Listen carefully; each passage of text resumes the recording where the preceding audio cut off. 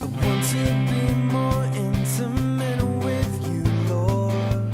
Nightlight Atlanta looks to address the issues of commercial sexual exploitation through prevention, intervention, restoration. The abuse was so regular and started so young that I really didn't know that it was supposed to be different. I love meeting them where they are. I love getting to know their hearts and seeing the Lord do a remarkable work.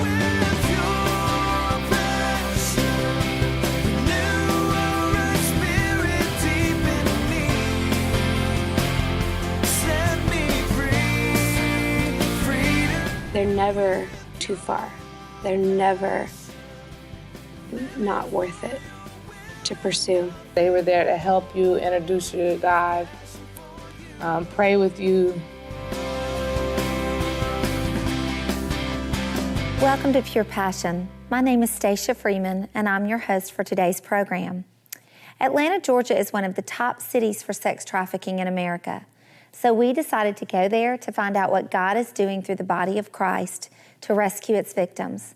One of the ministries that God is using is called Nightlight Atlanta. So let's take a look at what they are doing to bring Christ into the midst of such darkness. Helping people who are broken and who are needy is the best way to minister to the Lord. Throughout my life, I found myself being drawn to people who were broken and people who were hurting and people who didn't have a voice. My mother was abusive in just about every way imaginable. And my father was bipolar, and so he was real unstable for most of my childhood. And while living with my mother, I was sexually abused, physically abused, mentally abused, and pretty much seemed like the kind of men that she was attracted to were the kind of men that were attracted to me for a long time. I didn't know anything about sex trafficking. I didn't know anything about anything, but I knew that these women were daughters of the King and that they didn't know that they were. The age that most of the abuse started that I know of was around age 4. This went on off and on until I was 6. And then her rights were permanently terminated. It's really funny when you grow up in the church, especially when you come from a legalistic background. You're always told that the worst people in the world were the prostitutes and the tax collectors. And I found out that the women that I met were some of the best people I'd ever met. They are passionate. They are deeply devoted to their families. They would do anything for their families. They love and serve extravagantly. Watching them worship God, it's one of the most beautiful things you'll ever see. Because they're coming from a place of being truly redeemed and restored by God. A lot of times I consider them my heroes, for the strength that they have and the love that they're willing to still give and the hope that they've never lost. It became normal. It felt pretty normal. The abuse was so regular and started so young that I really didn't know that it was supposed to be different. I remember I was scared a lot, and I used to put myself in these little fantasy worlds to kind of hide. And I'm a little sarcastic and loud, and I fit in great with those girls because they're funny and they're loud, and I felt at home with them, you know? So I knew I want to do this for the rest of my life. I don't know how and I don't know in what capacity, but I know that I want to do this. I love it. I love outreach. I love meeting them where they are. I love getting to know their hearts and seeing the Lord do a remarkable work in their lives. I spent a lot of time in and out of foster homes, in and out of shelters and group homes. And while in foster care, more abuse happened more than once with different families. And finally, after years, from I think 6 to 10 years of being moved around constantly, having no stability. Got put in institutions a couple of times for like behavioral problems and depression, which I don't think I really was depressed or anything. I just wasn't sure they had anywhere to put me at the times. So I spent a little time in mental institutions, which I don't think I needed to be there ever. And then my father finally gained custody back of me, and he did the best he could to help restore our lives and get us back to being normal. And he had a girlfriend that he had been living with for a couple of years that tried to keep him pretty stable and on his medicine. And but then he passed away when I was 11. After a little while, we came under the Nightlight umbrella. We were doing Nightlight anyway, and so we came under Nightlight, and Nightlight Atlanta looks to address the issues of commercial sexual exploitation through prevention, intervention, restoration, and education. So prevention, the average age of entry into prostitution in the U.S. is between the ages of 11 and 14 years old. And so we're talking about middle schoolers. Risk factors for entry into prostitution is poverty, lack of education, parental neglect, conflict at home. The main risk factor for entry into prostitution is a history of childhood sexual abuse. Church kind of got ruined for me when I was in a foster home. I was living with this couple that was Christian, and they had pretty strict rules about not having sex until you're married, and would make me sit in my room and read the Bible for hours, even though I didn't understand. I think I was like 7 or 8. I didn't understand a word of what the Bible was saying. But they would make me read the Bible as a punishment when I got in trouble. One time I was acting out because I had got accused of doing something that I didn't really do. And they held me down and put olive oil on my head and said they were taking demons out of me. And one time they made me sit in a bathtub full of ice water as a punishment. And the whole time their son was touching me inappropriately, rubbing himself on me anytime that we were in the house alone. And he had taken the oath of not having sex until he was married. And it was a joke to me after that. I was so hypocritical. It was crazy. So I never thought about God after that. We do outreach once a week where we go on the streets, in the strip clubs, into the brothels, into the hotels where the individuals are soliciting. We build relationships with them. We get to know them. We get to know their hearts. And we say, when you're ready, not if you're ready, but when you're ready, we can help you, and we want to help you.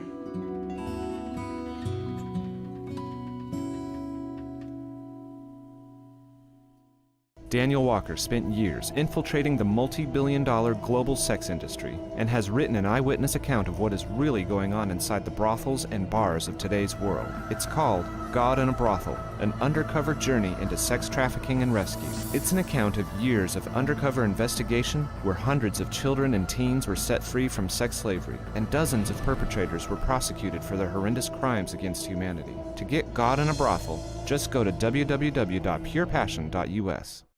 Want to keep up on the latest from Pure Passion? We'd like to extend an invitation to you to join our Facebook and Twitter pages. Just add /Pure Passion TV to the Facebook.com or the Twitter.com address, and there we are. Read our latest news, inspirational postings, or watch a video about sex trafficking, pornography, or some other form of sexual brokenness. We even post photos taken during our mini taping trips. So come like Pure Passion TV on Facebook and Twitter. My dad never moved out of the town that I was abused in. So all of my mother's ex-boyfriends and all of those people still lived like blocks away from where his house was. And after he passed away, like a month after, his girlfriend moved another man in.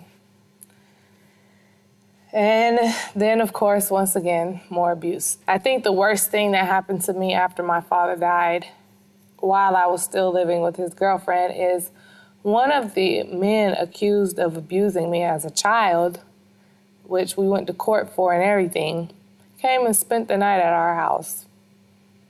And so, of course, he came into my room. Lies about their own being responsible for the things that happened to them, that they're bad, and you hear that lie all the time, that they're not good enough for the Lord, that there's too much sin in their life, that they're a lost cause, and then their value, that they're just not valuable. I would say when an individual is sexually abused or sexually assaulted, the main thing that's stolen from them is they feel their worth. Their value is stolen.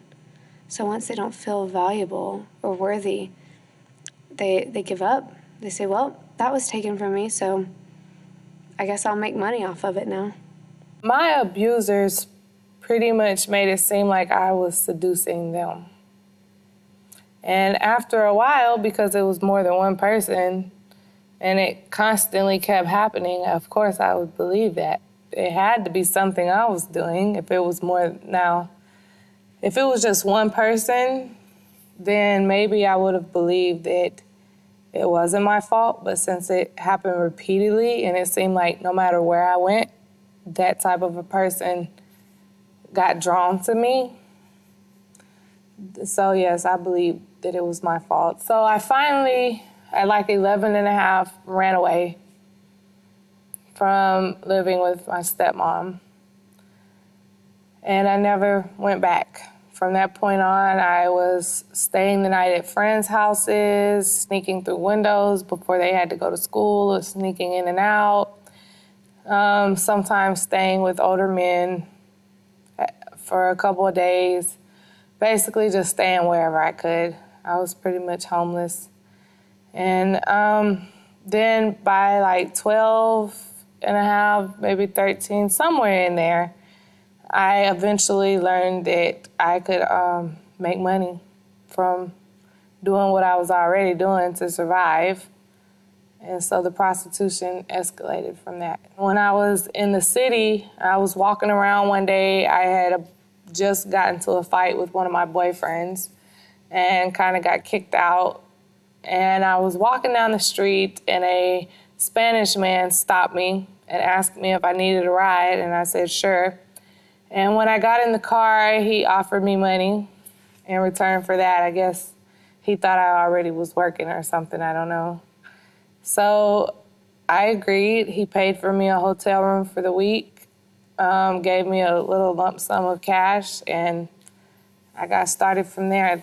Then I started working the hotel where he had took me to, just walking around the hotel and on the street right there, and more customers came, and then it just escalated from that into going to truck stops and escort services, and this continued on until I was 19. I ended up with a lot of drug dealers, but I never ended up with a hardcore pimp, and I've always thanked God for that because I've seen a lot of what my friends have went through in that situation, and that's a hard situation to get out of.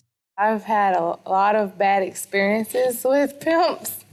I've even had one try to kidnap me one time. I think how I defended myself against them was that I always had a man around me, constantly. If he wasn't my boyfriend, he was one of the known drug dealers in the area.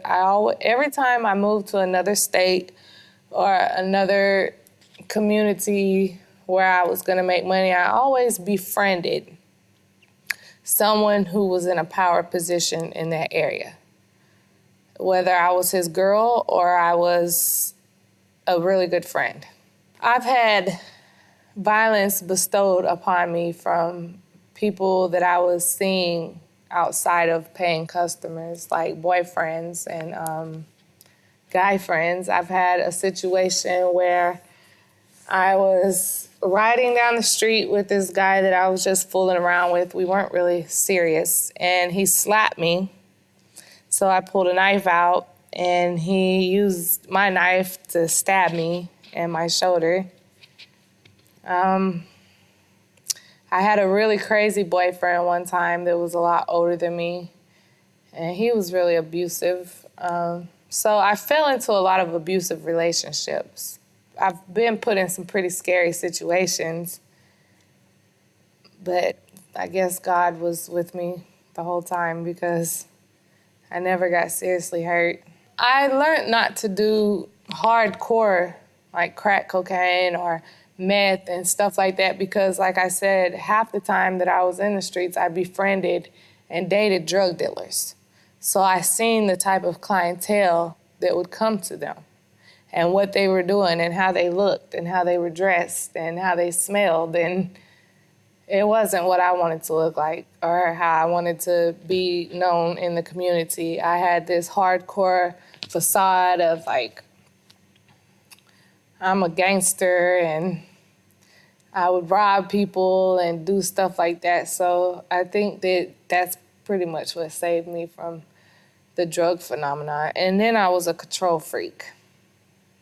I think that that's the main reason I wanted to be a prostitute so bad, because I had control over who I gave my money to, who I didn't give my money to, what I spent my money on.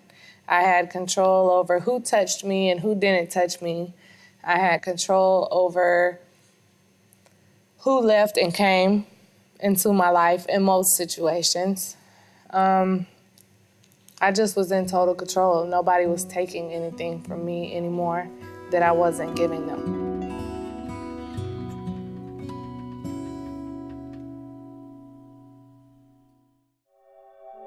There are an estimated 27 million people that are being sold into slavery right now at this moment. These pedophiles will pay $400 to spend an hour with a child. And they caught 3 Western men with a 2-month-old baby that they were having sexual interaction with. The darkness of the sex trade just ensnares so many of them that they become what they are doing, and they feel they're no longer good for anything outside of the sex trade. To watch her transform into somebody that believes in herself and has self-worth and sees herself beyond what somebody else says about her, it would be worth any amount of money. I mean, even if you could only help one person, I would say it would be worth it. I really believe that God has called us to this human rights issue for the 21st century. I think the only time I really prayed was when I thought I was about to go to jail, or I thought I was in trouble, or when I was in a tight spot. I never prayed or wondered anything like that. I kind of thought, this is my life, nothing's gonna be done about it. This is who I chose to be, and if I'm gonna be it, I'm gonna be the best at it. And crying and praying and having emotions was weak.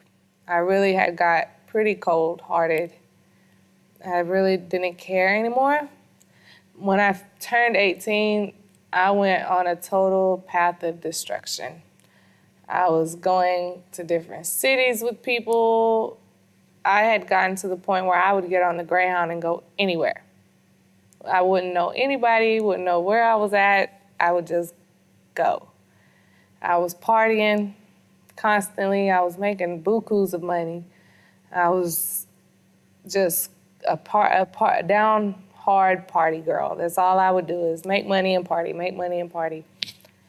And then I met my children's father around that time. And I think God kind of put him in my life. When we do outreach, outreach is really fun. A lot of times, if you have the great gift of gab, it works out well for you when you're doing outreach.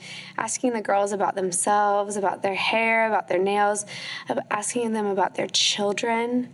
That'll get anybody talking, because they're proud of their children. And so we get to know who they are, what makes them excited, what makes them sad.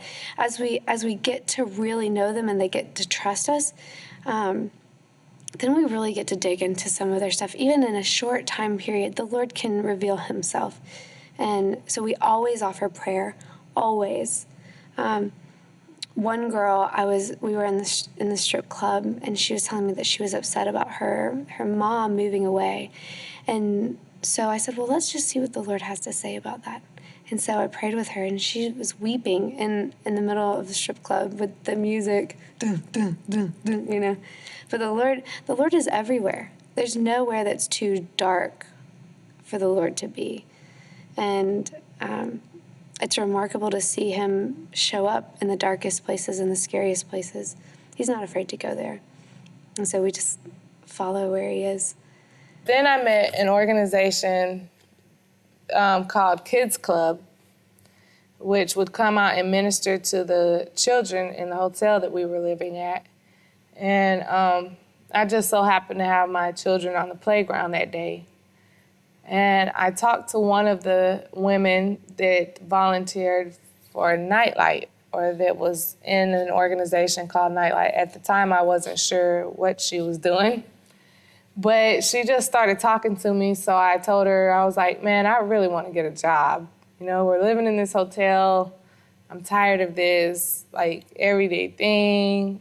I love my children. I can't remember everything I said, but it's like, I'm tired of this. I know I lied to her about being a prostitute, because since she didn't get me out there in that environment, she caught me in mommy mode.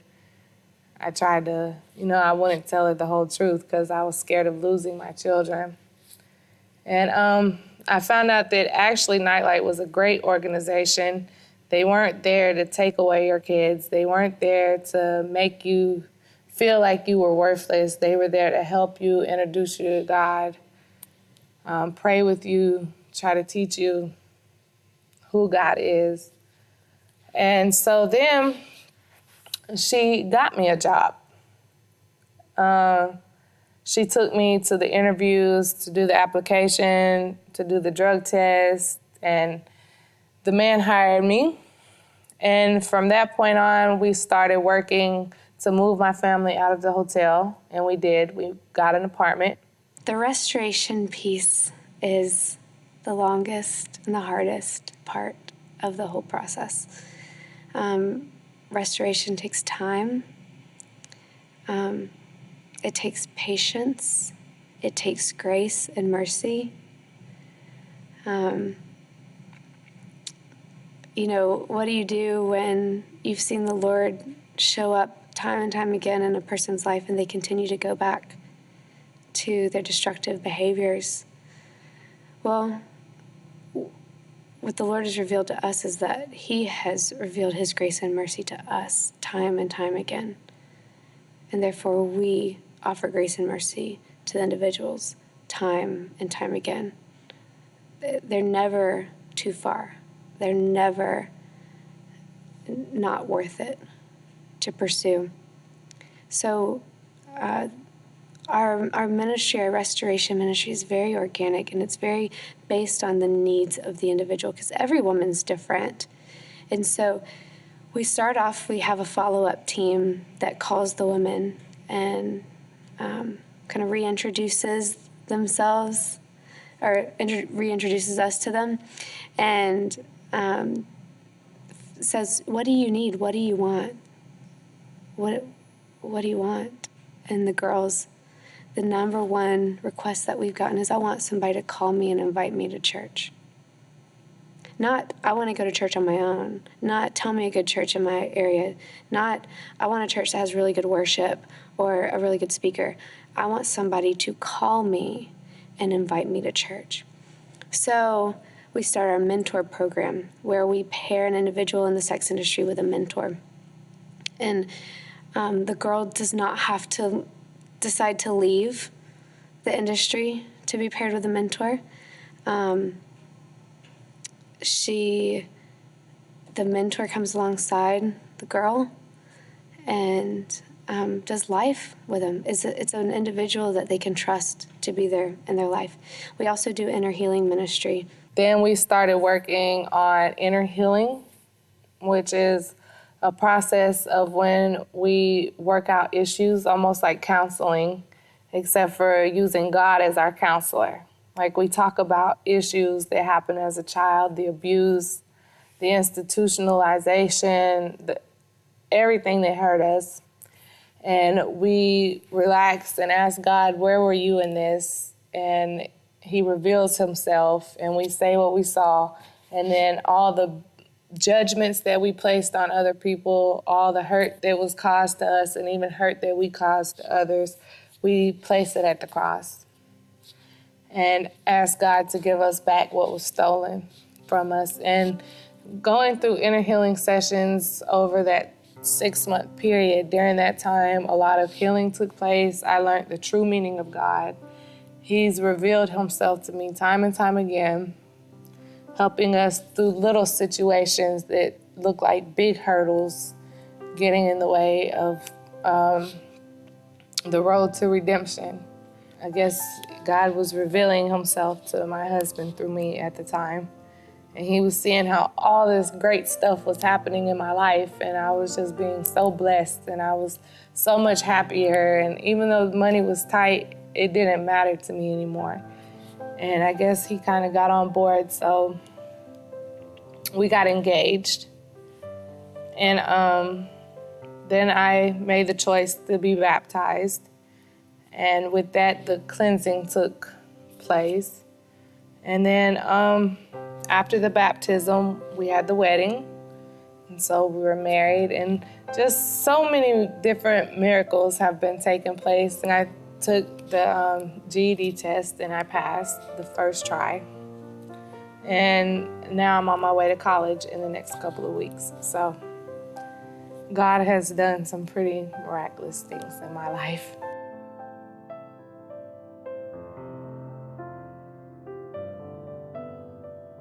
As Courtney has pointed out, there are so many ways that we can help those who are being trafficked into sex slavery in this country and around the world. Some are called to go to the front lines to minister directly to the victims. Others are called to work with law enforcement to help rescue them. Still, others are called to work in rehabilitation centers where victims can find healing and transformation. Most of us, however, are called to financially support such ministries and to regularly pray for the victims as well as for those who are trying to help them. Think of the parable of the Good Samaritan that Jesus told. It was an illustration of the way that God hopes we'll respond. Then ask him what he would have you to do. And thank you for obeying the Lord in whatever he tells you. I have it on great authority that your reward in heaven will be great. I'm Stacia Freeman for Pure Passion.